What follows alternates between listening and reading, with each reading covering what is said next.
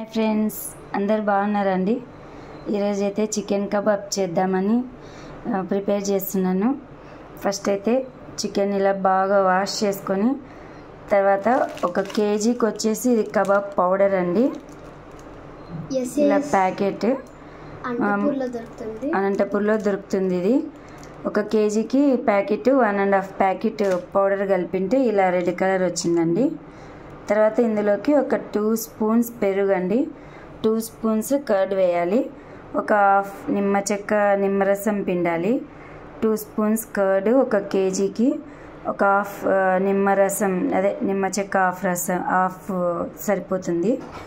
తర్వాత 2 స్పూన్స్ అల్లం పేస్ట్,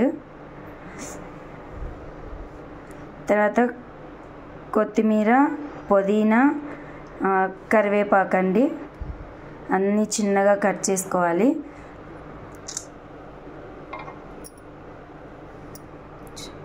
తర్వాత పచ్చిమిర్చి అండి, మనం ఏం కలిపే అవసరం లేదండి, మొత్తం ఈ ప్యాకెట్లోనే ఉంటుంది. ఇవంతా బాగా మిక్స్ చేయాలండి. బాగా మిక్స్ చేసి ఒక 1 అవర్ పక్కన పెట్టుకోవాలి. యాక్చువల్లీ నాకు కూడా రాదండి, ఏదో నేర్చుకున్నాను. మా అఫ్షన్ అమ్మ కబాబ్ అని బయట ఎక్కువ తెప్పించుకుంటుంది. ఆయిల్ కదా, బయట ఆయిల్ అంతా బాగుండదు కదండి, అందుకే ఇంట్లో చేద్దామని నేను మా అక్క దగ్గర నేర్చుకున్నాను. యాక్చువల్లీ ఇలా వస్తుందండి. ఇంకా అన్నీ పౌడర్లోనే అన్నీ కలిపి పెట్టింటారు వాళ్ళే, సో మనం ఏం కలుపుకోవాల్సిన అవసరం రాదు. ఈ కర్రీ లీవ్స్ అవి ఇవి అంటే కొంచెం బాగా ఉంటుందని చెప్పేసి మనం యాడ్ చేసుకోవచ్చు. ఒక 1 అవర్ పక్కన పెట్టాలండి. ఇప్పటికైతే కలర్ఫుల్గా ఉంది. చేసే ముందండి ఇలా కొంచెం సోడా పొడి, వంట సోడా అంటారు కదా, అలా బాగా మిక్స్ చేయాలి.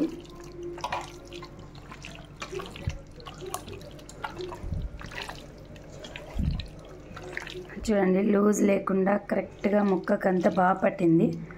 ఆఫ్టర్ 1 అవర్ రెస్ట్ తర్వాత ఇంకా ఫ్రై చేసేసుకోవడమే. మా పిల్లలైతే వెయిటింగ్. చూడండి, ఆయిల్ ఇలా లైట్గా హీట్ అయిన తర్వాత స్లో ఫ్లేమ్లో పెట్టి వేసుకోవాలి.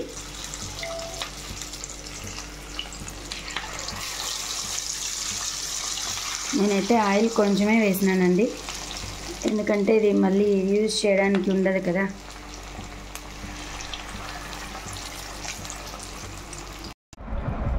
చికెన్ కబాబ్, రసం, పప్పు, అన్నం పప్పు రసం కబాబ్, లాస్ట్లో స్వీట్ ఉంటే కిక్కే వేరు కదా, అది ఓలియా. Please subscribe, like, share. Thank you.